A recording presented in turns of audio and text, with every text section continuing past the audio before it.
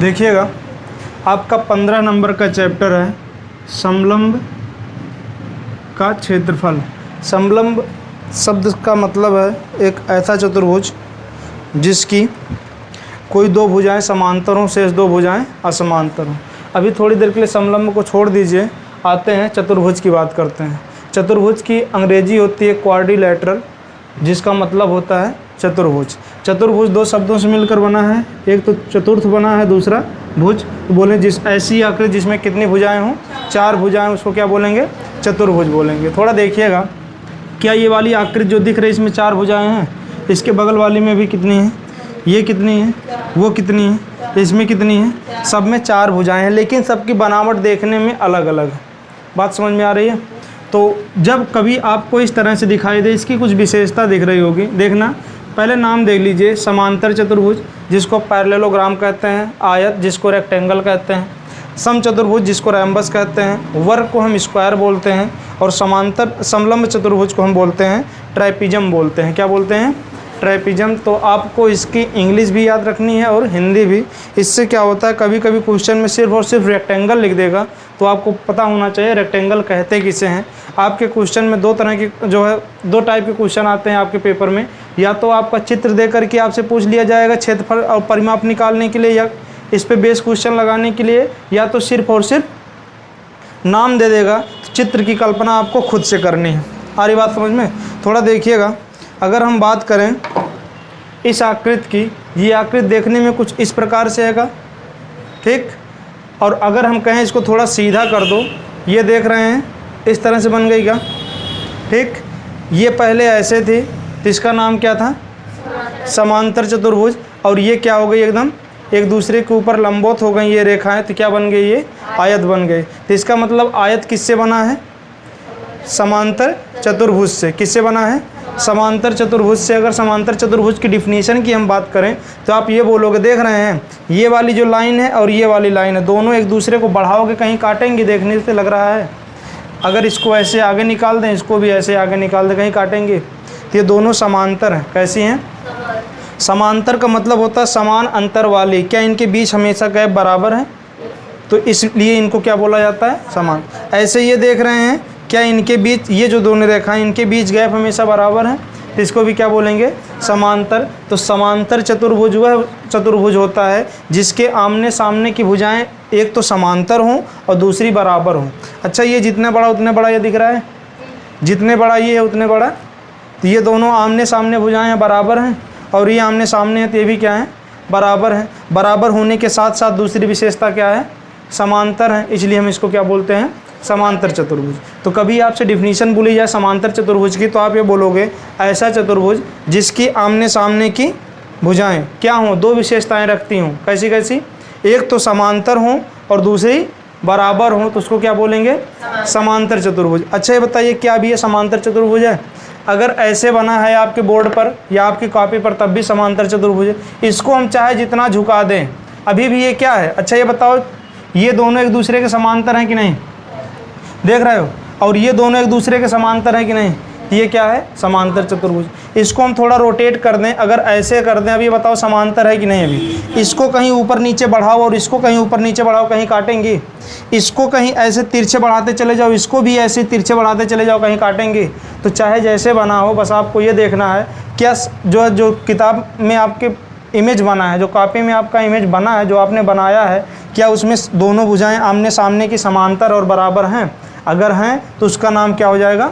समांतर चतुर्भुज। आई बात समझ में? तो समांतर चतुर्भुज जान जाएंगे, ऐसा चतुर्भुज जिसके आमने सामने की भुजाएं एक तो समांतर हो, दूसरी क्या हो? बराबर हो, तो उसको क्या बोलेंगे? समांतर चतुर्भुज। तो समांतर चतुर्भुज में भुजा कैसी होती है? जो भुजा होती हैं वो एक तो बराबर होती हैं और क्या होती हैं? समांतर होती हैं। इतनी बात आई समझ में? अच्छा, किसी ना किसी एंगल पर, कोण पर झुकी हुई है ना, इसको हम थोड़ा सा सुधारते हैं। अगर हम ये कहें कि अच्छा ये बताइए, इस आकृति को अगर हम ऐसा सीधा कर दें, तो आप ये बोलोगे ये वाली लाइन, ये वाली जो ये नीचे है, इस पर ये वाली लाइन एकदम सीधी खड़ी है। सीधी खड़ी है क्या? ठीक। अगर ऐसे बन जाए तो इसका नाम क्या हो जाता है? आयत हो जाता है। एक परिवर्तन हुआ है। कौन सा परिवर्तन हुआ? जहाँ ये झुकी थी ये क्या हो गई? सीधी, और सीधी होने का मतलब यहाँ कितने डिग्री कोण बना है? 90 डिग्री का। कितने डिग्री कोण बना है? 90 डिग्री का। आई बात समझ में? तो किससे बना ये? समांतर चतुर्भुज में क्या कर दिया आपने? सिर्फ और सिर्फ कोण बराबर कर दिया। कोण कितना कर दिया? 90 डिग्री। क्या बन गया? आयत। क्या बन गया? आयत की डिफिनीशन हो जाएगी, आयत किससे बना है? तो बोलोगे आयत वह समांतर चतुर्भुज है जिसके प्रत्येक कोण कितने होते हैं? 90 डिग्री होते हैं। उसको क्या बोला जाता है? आयत। आई बात समझ में? तो समांतर चतुर्भुज और आयत पहचान जाएंगे, ठीक। तो अच्छा ये बताइए, ये क्या है? आयत है। अगर ये सीधा एकदम है तो मानिए कि ये सीधा है, और ये क्या है? ये भी अभी क्या है? ये क्या है? अगर प्रत्येक कोण 90 डिग्री बन जाए तो हम इसको क्या बोलेंगे? अभी ये आयत है ना, ठीक। हम इसी बॉडी को चाहे जैसे घुमाएं, अगर ये कोण, ये भुजाओं के बीच का कोण कितना है? 90 डिग्री है, तो ये क्या रहेगा? हमेशा आयत ही रहेगा। ये कोण नहीं बदलना चाहिए। अब देखने में लग रहा है ना तिरछा है, लेकिन ये तिरछा ना देखिए आप, ये देखिए क्या इसके बीच जो कोण बनेगा, ये जो लाइन है, ये वाला जो कोण बनेगा ये अंदर, क्या ये 90 डिग्री है? अगर है तो हमेशा क्या होगा? वो आयत होगा, बना चाहे जैसे हो। बात आई समझ में? तो आयत और समांतर चतुर्भुज पहचान जाएंगे। समांतर चतुर्भुज बोलें तो कोण 90 डिग्री ना हो, लेकिन भुजाएं समांतर और बराबर हो। अगर कोण 90 डिग्री हो गया तो वो समांतर चतुर्भुज क्या बन जाएगा? आयत बन जाएगा। हो गया इतना, ठीक। इसके बाद देखिएगा, एक शेप ये है,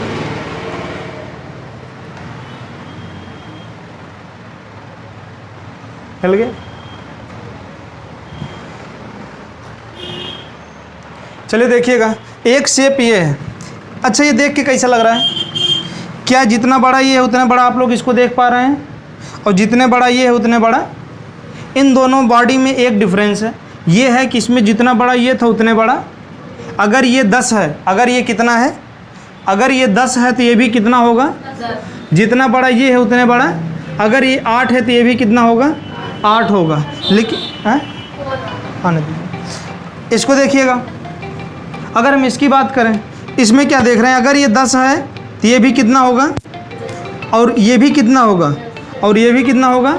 10 होगा। चारों भुजाएं क्या हो जाएंगी? बराबर हो जाएंगी।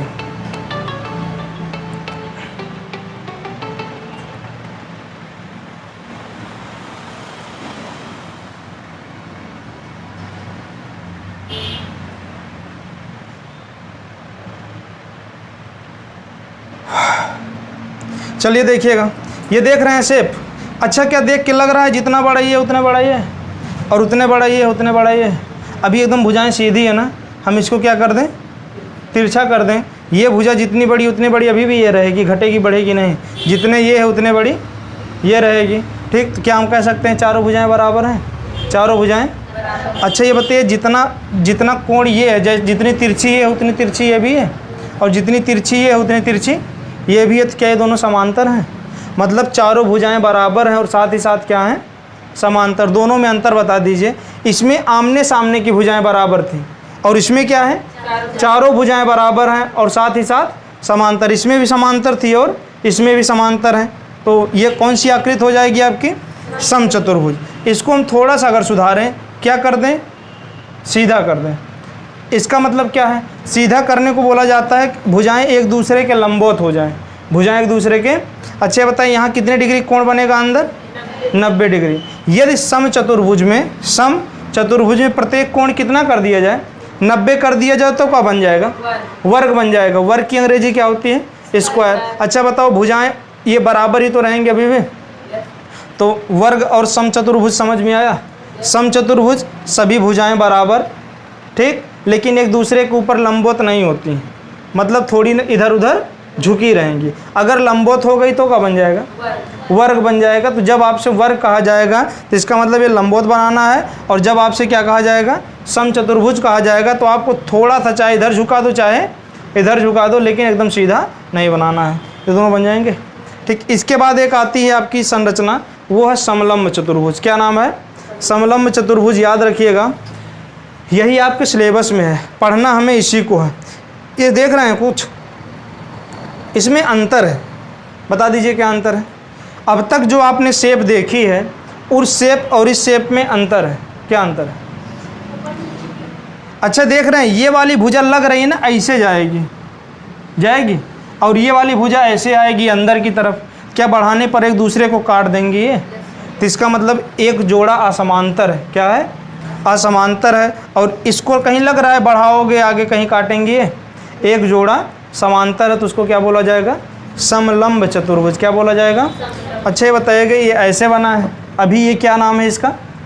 समलंब। अगर हम कहीं ऐसे रख दें क्या अभी समलंब नहीं रहेगा? भैया ये तो समांतर है, ये क्या है? असमांतर है। क्या हो जाएगा? समलंब चतुर्भुज। तो चाहे जैसा बना हो, लेकिन आपको सिर्फ एक चीज़ ये देखना है, क्या भुजाओं का एक जोड़ा समांतर है? क्या भुजाओं का एक जोड़ा समांतर है? अगर ऐसा है तो आप बोलोगे, और से दूसरा जोड़ा क्या है? असमांतर है, तो उसको बोलोगे आप समलंब चतुर्भुज। ठीक। समलंब चतुर्भुज दो प्रकार के आप लोग पढ़ेंगे। एक तो होता है समद्विबाहु समलंब चतुर्भुज। कैसा? समद्विबाहु समलंब चतुर्भुज। देखिए इसको मिटा रहे हैं। एक तो नॉर्मल समलंब होगा, एक समद्विबाहु। समद्विबाहु माने जिसकी दो भुजाएं, तो मतलब रहेगा तो ऐसे ही, रहेगा तो ऐसे ही, लेकिन मान लीजिए ये भुजा इस भुजा के क्या दी गई है? बराबर दी गई है। अगर ये वाली भुजा, ये जो बना है ये और ये क्या हो जाए? बराबर हो जाए, तो इसको क्या हम बोलेंगे? समद्विबाहु बोलेंगे हम। समद्विबाहु समलंब चतुर्भुज। आई बात समझ में? ठीक। अगर ना दिया हो तो कोई दिक्कत नहीं, लेकिन अगर ये भुजा इस भुजा के असमान भुजा ही बराबर होगी, मतलब जो समांतर है वो तो बराबर हो ही नहीं सकती, अगर हो गई दिक्कत हो जाएगी। ठीक। लेकिन ये जो असमांतर भुजाएं हैं, जो असमांतर भुजाएं अगर ये बराबर हो गई तो इसका नाम क्या पड़ जाएगा? समद्विबाहु समलंब चतुर्भुज। ठीक हो जाएगा। चलिए अच्छा है, देखिएगा हमें क्या निकालना है। आपके सिलेबस में क्या है? समलंब चतुर्भुज का क्षेत्रफल। तो क्षेत्रफल का फार्मूला आपको पता होना चाहिए। जैसे अगर कहीं देखिएगा और कुछ चीज़ें जान लीजिए समलंब चतुर्भुज के बारे में, और भी चीज़ें। जैसे मान लीजिए ये दिख क्या रहा है, इसका नाम क्या है? आप बोलोगे समलंब चतुर्भुज। इसका नाम क्या है? समलंब चतुर्भुज। अच्छा ये बताइए तिरछी भुजा है? तिरछी भुजा है। ये समांतर भुजाएं हैं, ये क्या है? समांतर। ये समांतर, ये दोनों समांतर हैं, ये दोनों समांतर हैं। अच्छा ये बताइए, अगर हम पूछें ऊंचाई बताइए, क्या बताइए? ये बोलोगे सर जी तिरछी ऊंचाई, कोई रेट ऊंचाई नहीं है। अगर ऊंचाई की बात की जाएगी तो इसका मतलब यहाँ से एक सीधी लाइन इसे ड्रॉप करो, ये इसकी क्या है? ऊंचाई है। क्या है ये? ऊंचाई है। ठीक। तो इन दोनों, अच्छा ये दोनों समांतर हैं, क्या हैं? तो यहाँ इनके ये जो लाइन है, इस लाइन के बीच जहाँ भी दूरी नापोगे वो क्या रहेगा? हमेशा बराबर। अगर यहाँ एच है तो यहाँ भी क्या होगा? यहाँ भी क्या होगा? यहाँ भी क्या होगा? एच। लेकिन ये दोनों असमांतर है तो इनके बीच की दूरी बराबर नहीं होगी। कहने का मतलब सुनिएगा, जैसे मान लीजिए ये है। अच्छा ये बताओ, अगर सीधा होता तो ऐसा होता कि नहीं? ये तिरछा है तो ये तिरछी ऊंचाई। क्या है ये तिरछी ऊंचाई है। अगर सीधी ऊंचाई की बात की जाएगी तो ऐसे लटका दो इसको, पेन को, समझ रहे हो? जहाँ ये इसको टच करेगी वहाँ से यहाँ तक की दूरी क्या कहलाएगी? सीधी ऊंचाई या ऊंचाई। अच्छा ये बताइए, पूरे इस लाइन पर यहाँ से लेके यहाँ तक हमेशा ये क्या रहेगी? बराबर रहेगी। क्या रहेगी? बराबर रहेगी। और ये बात समझ में? अगर ये समद्विबाहु समलंब हो, अगर मान लीजिए ये भुजा इस भुजा के बराबर हो, तो अगर हम इसको ऐसे बना दें,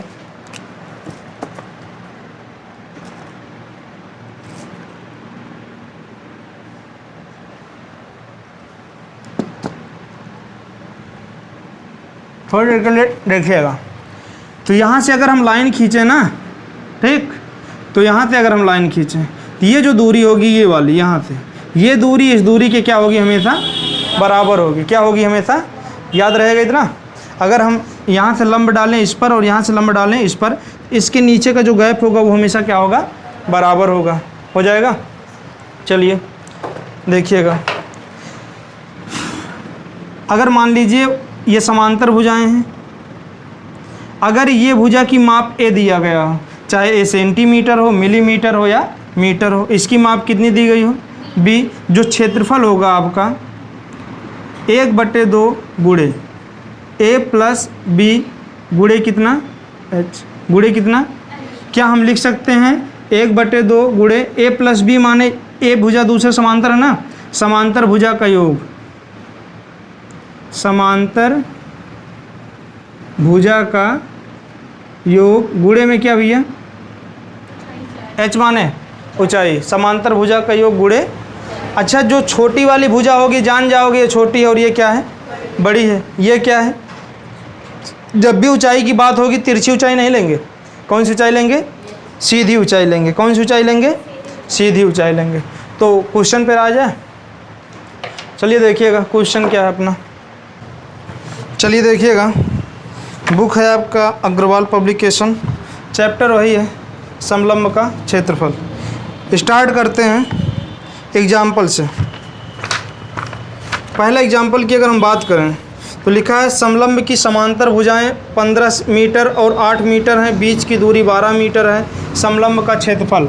समलंब की समांतर भुजाएं कुछ इस प्रकार से समलंब आप लोग बनाओगे, इसकी समांतर भुजा का मतलब कौन सी है, इसका नाम दे दो ए बी सी और डी। समांतर भुजाएं ये और ये दिख रही हैं ना, ठीक, तो ये कितनी है 15 मीटर और कितनी है 8 मीटर है। ये क्या है इसकी ऊंचाई, ये बोले तो ये कितनी दी गई है 12 मीटर, और कहा गया इसका क्षेत्रफल ज्ञात करो। अच्छा ये बताइएगा समलंब के क्षेत्रफल के लिए आपको क्या चाहिए, समांतर भुजाओं का योग गुणे में क्या, क्या समांतर भुजाएं पता हैं, उनको जोड़ दोगे, किसका गुणा कर दोगे, किससे भाग दे दोगे, किससे भाग दे दोगे 2 से, 1/2 का गुणा किया गया है और 2 से भाग दिया जाता है, ठीक। ये हो जाएगा आपका, देखिएगा क्षेत्रफल बराबर लगाएंगे आप लोग 1/2 गुणे ए प्लस बी गुणे क्या ऊंचाई, 1/2 गुणे ए की जगह क्या रख दें बताओ, ये ए मानते हैं और ये क्या मानते हैं बी मानते हैं, ए की जगह क्या हो जाएगा 15 प्लस कितना 8 गुणे कितना 12, 15 और 8 कितना होता है 23, गुणे में कितना, ये इससे कटेगा ना 23 गुणे 6, ये तो लगा था इसके पहले वाले साहित्य में भी है, ठीक। 6 त्रिक 6 दूनी 12 1 13, 138 किस में दिया गया है मीटर में है, मीटर स्क्वायर आ जाएगा। यहाँ कोई दिक्कत किसी को लग जाएगा।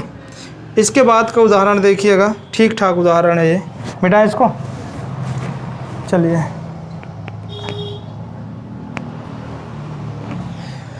दिया गया है ऊंचाई 3 सेंटीमीटर, एक समलंब का क्षेत्रफल 12 सेंटीमीटर स्क्वायर है। ऊंचाई कितनी दे दी गई है 3 सेंटीमीटर और क्षेत्रफल कितना दे दिया गया है, क्षेत्रफल बराबर 12 सेंटीमीटर स्क्वायर है। यदि समांतर भुजाओं में से एक 5 सेंटीमीटर है तो दूसरी ज्ञात कीजिए। करें जो समांतर भुजाएं हैं ना, इनमें से कोई एक कितना है, हम किसी को भी मान लें, इसको मान लें 5 और दूसरा हमें पता नहीं है तो दूसरा को हम क्या माने रखेंगे बी माने रखेंगे, ठीक। चलिए देखिएगा, ये बताइएगा ये क्या दिया गया है और ये आकृति क्या है समलंब की, तो आप लिखोगे समलंब का क्षेत्रफल बराबर 1/2 ए प्लस बी गुणे में कितना एच, यही है। ये दिया गया कुछ समांतर समलंब का क्षेत्रफल कितना है, ये इसका मान 12 है ना, 12 बराबर 1/, गुणे ए की जगह कितना है और बी की जगह बी ही रहेगा, गुणे ऊंचाई कितनी है, ऊंचाई 3 सेंटीमीटर, ठीक है ना। अच्छा ये बताइएगा ये इधर भाग में इधर आएगा तो, और ये इधर गुणे में इधर आएगा तो क्या हम इसको ऐसा लिख सकते हैं 5 + b बराबर 12 गुणे में 2 में कितना 3, ये नीचे था कहाँ चला गया और ये ऊपर है कहाँ चला आया 3 चौक 4 दूना 8, तो 5 + b बराबर कितना है, इसी को हम पलट देते हैं तो क्या हम लिख सकते हैं b + 5 बराबर 8, क्यों इस पूरे को इधर कर दिए और इसको, तो b बराबर कितना आ जाएगा 8 - 5 बराबर कितना, ये इधर प्लस इधर जाएगा तो माइनस हो जाएगा, कितना आ जाएगा 3। भुजा कभी माइनस नहीं होती, ये माइनस आएगा तब भी हम उसको प्लस लेंगे, समझ रहे हैं। यहाँ तो प्लस आया, 8 में से 5 जाए 3, इसका मतलब जो दूसरी भुजा थी वो कितनी हो गई 3। ये सेंटीमीटर में सब हैं तो ये भी क्या हो जाएगा सेंटीमीटर, ये क्या था सेंटीमीटर। आया इतना समझ में। चलिए देखिएगा प्रश्नावली पर आते हैं। प्रश्नावली पहले टाइप का क्वेश्चन है आपके वस्तुनिष्ठ। बोले तो जब भी आपको वस्तुनिष्ठ लगाना हो तो करना क्या है, पहले ये देखिए लिखा गया समलंब चतुर्भुज बना लेना, बन जाएगा। ठीक, इसके बाद दिया गया है ये बी है, ये लिखा समांतर भुजाएं 2 और 4। इसको अगर हम 2 मानेंगे तो इसको कितना मानेंगे, 4 मानेंगे। इसके बाद दिया गया इनके बीच की दूरी 2 सेंटीमीटर कितनी है, इनका क्षेत्रफल बताना। ये सब सेंटीमीटर में है, किस में है, सेंटीमीटर में है। तो क्षेत्रफल ये समलंब है ना, समलंब का क्षेत्रफल क्या हो जाएगा, तो आप ये बोलोगे 1/2 गुणे कितना,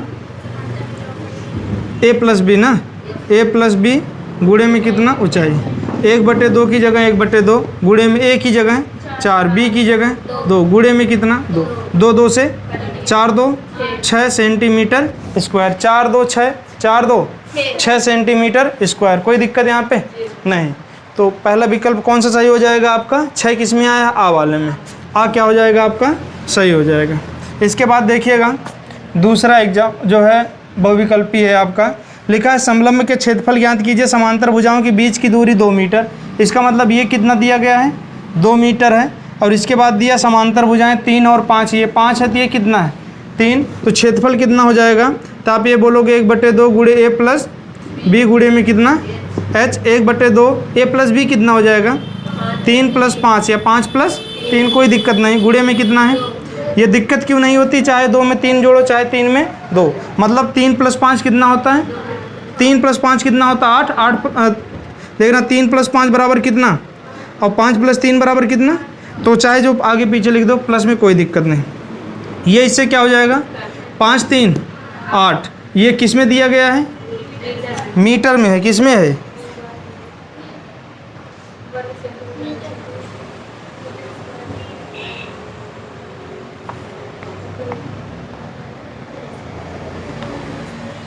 ये गलत दिया है। ठीक, ये सब सेंटीमीटर है, किस में है सेंटीमीटर है, तभी सेंटीमीटर स्क्वायर आएगा, तभी सेंटीमीटर स्क्वायर। ऑप्शन सही दिया है ना, उसी के आधार पर होगा। अब मीटर में आएगा तो जो है कन्वर्जन करोगे ना तो दिक्कत हो जाएगी। ठीक, कोई दिक्कत नहीं। इसके बाद देखिएगा क्वेश्चन नंबर 3 है, एक समलंब का क्षेत्रफल दिया गया है। क्षेत्रफल कितना दिया है, क्षेत्रफल दिया गया आपको 20 मीटर स्क्वायर। इसके बाद दिया गया समांतर भुजाएं 5 मीटर तथा 3 मीटर हैं। ये 5 मीटर और ये 3 मीटर ऊंचाई पूछी गई है। ऊंचाई क्या की गई है, पूछी, जो मान दिया गया उसको लिख दीजिए। क्षेत्रफल की जगह क्या लिखेंगे 1/2। समांतर भुजाएं कितनी हो जाएंगी, लिखोगे 3 प्लस कितना 5 गुणे में कितना h, ये हो जाएगा 5 3 8, ये क्वेश्चन मार्क है। ये 8 में कितना 2 बोले तो कितना आ जाएगा, 4 गुणे में कितना h बराबर कितना है ये 20। आप ये कहोगे h बराबर कितना आ जाएगा, तो ये होगा आपका 20 में कितना, इधर ऊपर है कहाँ जाएगा, तो ये हो जाएगा कितना 5, और सेंटीमीटर में है तो कितना आ जाएगा सब ये सेंटीमीटर, तो 5 सेंटीमीटर। कौन सा ऑप्शन सही हो जाएगा आपका, सेंटीमीटर नहीं जी, मीटर में है। ये सब किस में है, जब मीटर में है तो मीटर में ही तो आएगा, तो ये कितना जाएगा 5 मीटर, 5 मीटर बोले तो जो है सा ऑप्शन। इसके बाद है अति लघुत्तरी प्रश्न। लिखा एक समलंब की समांतर भुजाएं 3 सेंटीमीटर 4 सेंटीमीटर है, बीच की दूरी 3 जो है,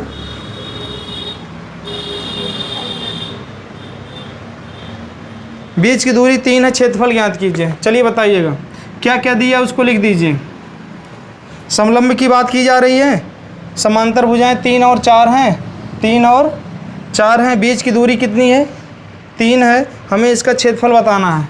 क्या बताना है, क्षेत्रफल। तो आप ये बोलोगे 1/2 गुणे समांतर भुजाओं का योग कितना हो जाएगा 3 + 4 गुणे में कितना 3, ये हो जाएगा आपका 1/2 गुणे 4 3 7 गुणे 3 21/2 बराबर कितना 10.5। किस में है ये सब, सेंटीमीटर में है, सब किस में है सेंटीमीटर में है, तो क्या आ जाएगा सेंटीमीटर स्क्वायर आ जाए, कोई दिक्कत नहीं। इसके बाद है लघुत्तरी प्रश्न, मिटाएं इसको। लघुत्तरी प्रश्न में देखिएगा लिखा गया है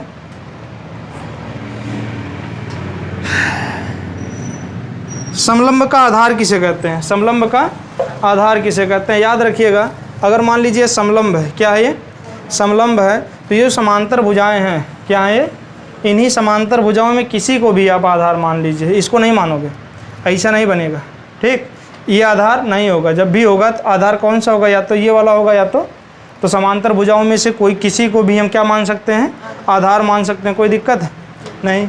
इसके बाद देखिएगा समलंब के क्षेत्रफल का सूत्र लिखिए, कौन सा सूत्र लिखेंगे, 1/2 गुणे समांतर भुजाओं का योग गुणे ऊंचाई। आप कहोगे सर जी इसको लिख दें, तो लिखो, कोई दिक्कत नहीं, लेकिन आपको लिखना पड़ेगा जहाँ ए और बी समांतर भुजाएं हैं, जहाँ ए और बी समांतर भुजाएं हैं तथा एच इनके बीच की समांतर भुजाओं के बीच की दूरी है, ये लिखना पड़ेगा, ठीक।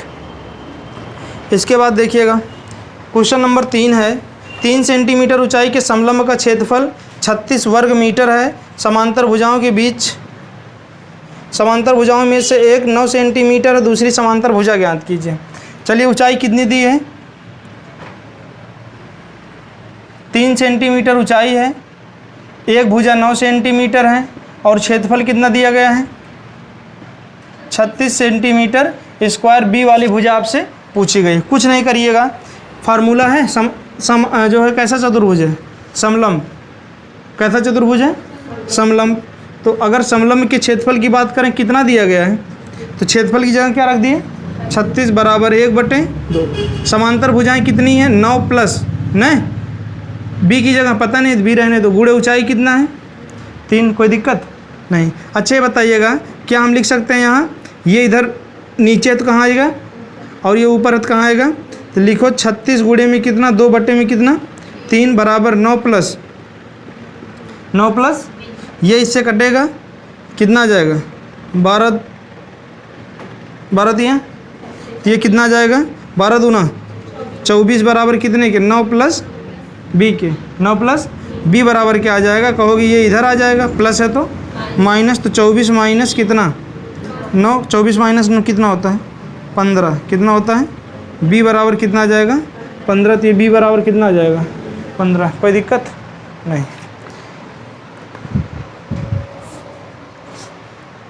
चलिए ठीक।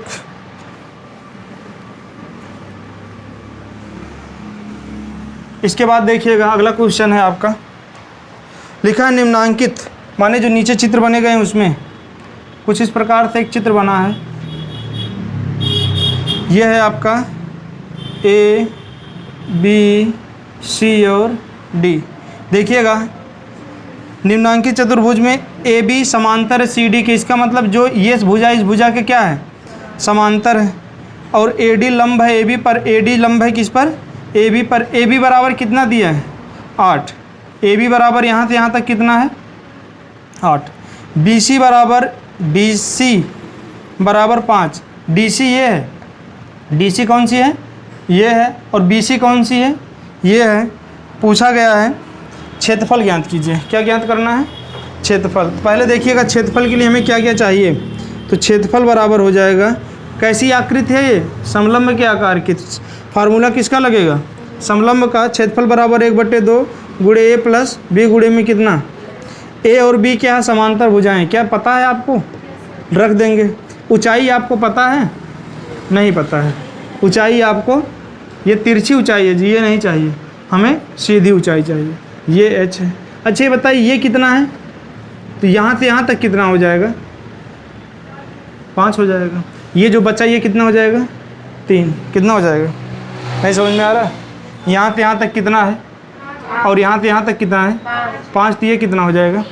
और ये कैसा त्रिभुज है समकोण त्रिभुज है, कैसा है समकोण त्रिभुज है। समकोण त्रिभुज ऐसे बनता है का, ये 90 डिग्री अगर हो तो ये कितना है 5, 90 के सामने वाली भुजा क्या कहलाती है, ये कितना है 3, ये क्या है आधा, ये क्या है लंब, पता नहीं है, ठीक ये पता नहीं है। तो आप लिखोगे के स्क्वायर बराबर ए स्क्वायर प्लस कितना, और के की जगह कितना 5 स्क्वायर, और ये की जगह कितना हो जाएगा 3 का स्क्वायर प्लस ये कितना हो जाएगा एल स्क्वायर, 5 बच्चे 3 त्रिक का इधर आएगा ना, -9 बराबर क्या हो जाएगा एल स्क्वायर, 25 - 9 कितना होता है एल स्क्वायर बराबर 16, तो एल बराबर कितना हो जाएगा √16 बराबर कितना 4, ये कितना आ जाएगा आपका 4। नहीं तो आपको पता होगा अगर कर्ण 5 हो, एक भुजा 3 हो, दूसरी कितनी आएगी हमेशा 4 आएगी।